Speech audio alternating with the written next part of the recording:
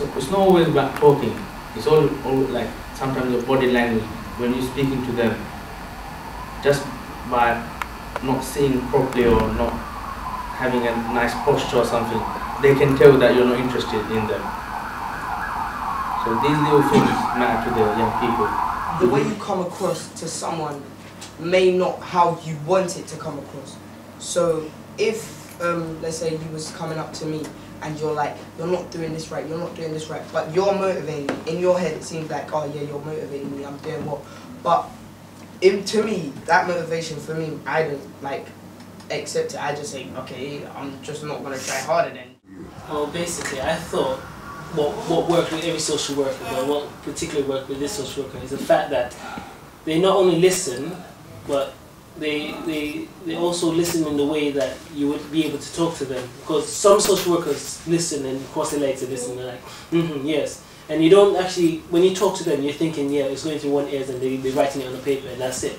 Basically, what this social worker did is basically told me stories about what other things happen in other people's life. Like, you have to get to know someone to trust them. So once you proper know them and their interest, it's like their interests have to be kind of nearish mine for me to proper get to know them and to relate with them, really.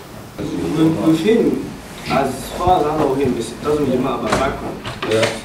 It's just the way he is as a human being. He understands problems. Also the job he does himself, he actually was taught and he experienced a lot of problems. So obviously, the things that he's seen and experienced, he doesn't want us to go through. And he doesn't want us to grow up and have twisted bolts in our head. He wants us to be straight in what we do. And he wants to be there to provide us with what we can do, with what we need. So I think that's what Essence trying to say. Like when I was in secondary school, I didn't get on with one of my teachers, like a mentor teacher. Personally, I thought he criticised me about my behaviour, yeah.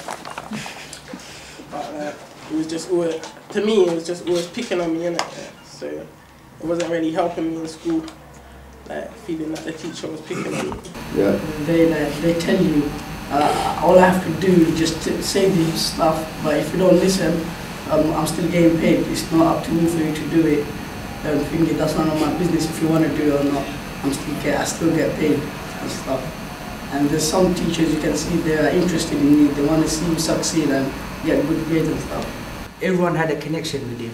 So like, because not everyone, like people that got into trouble, people that had issues, like issues from, from home, from on the streets, people that are getting into trouble with the police, they used to go to him for advice and that. And he was a self-empowerment. He was / youth worker as well. If she can still do college, right now that she's doing college, even as I'm speaking, that she's in college, if she could do that at the age of 47, what can we not do as young kids? That inspires me indirectly.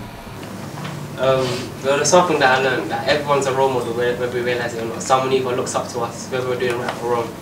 So there's always role models, but you have to see there's always qualities that you look for.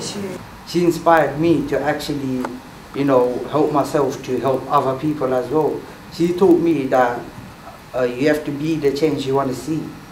If you're telling me to strive for my best, like say I've got a mentor in school and he's telling me to do my best, but I can see him around the school and stuff like that and he's not doing his best, then like for you to tell me to do my best, I'm not really going to want to do it. So then when they know what to do, then it's easier for them to tell you what to do.